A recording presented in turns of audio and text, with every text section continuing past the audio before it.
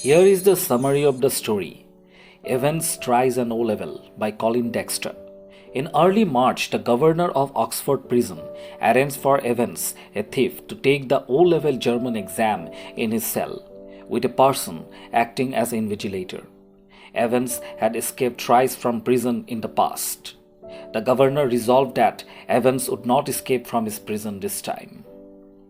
He took all possible precautions, including bugging Evans's cell. The evening before the exam, Evans's German tutor wished him luck in German. It was evident that Evans knew no German at all. On the day of the exam, Evans's cell was checked thoroughly to ensure there was nothing he could use to escape. The governor switched on the receiver for the hidden microphone a few minutes before the exam was supposed to start. He felt quite sure that there was no scope for an escape, but suddenly wondered if McLeary the invigilator could unknowingly help Evans escape. On the governor's instructions, Jackson, the senior prison guard, searched McLeary thoroughly. He took away only a paper knife from McLeary's suitcase. The governor then heard McLeary giving Evans exam instructions. He also heard Evans protesting the presence of a prison guard, Stephens, in the cell, and instructed Stephens to remain outside the cell. The exam finally began. Stephens kept a close watch and peeped in from time to time. In some time, a call came through from the examinations board regarding a correction in the paper. The governor was suspicious and called back to check, but the line seemed busy. After a while, the governor heard Evans ask permission to wrap a blanket around his shoulders. Stephens, who looked in a minute later, wondered if he should report this, but decided against it. A few minutes before the end of the exam, Stephens received instructions to escort McLeary out of the gates himself once the exam ended. After seeing McLeary off the premises, Stephens decided to check on Evans one last time. He was shocked to find McLeary sprawled in Evans' chair, blood flowing down his face. Stephens shouted for Jackson.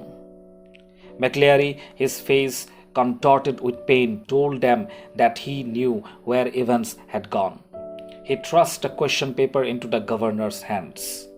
The last page had instructions in German, which the governor managed to translate.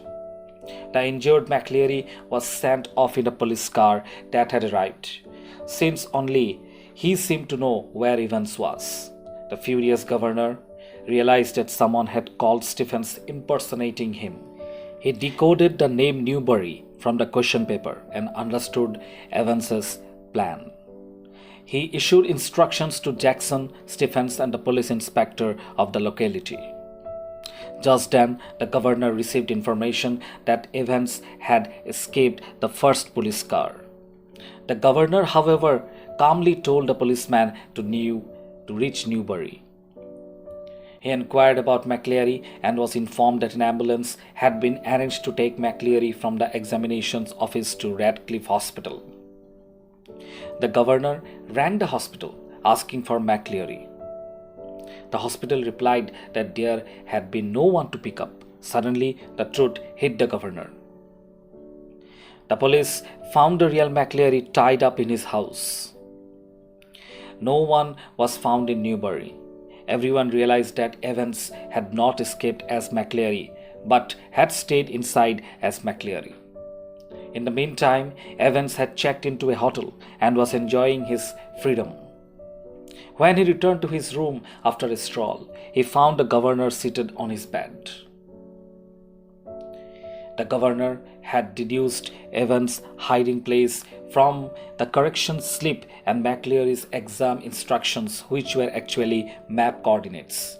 Evans revealed how everything was planned, right down to the correction slip, the phone call impersonating the governor, and the blood.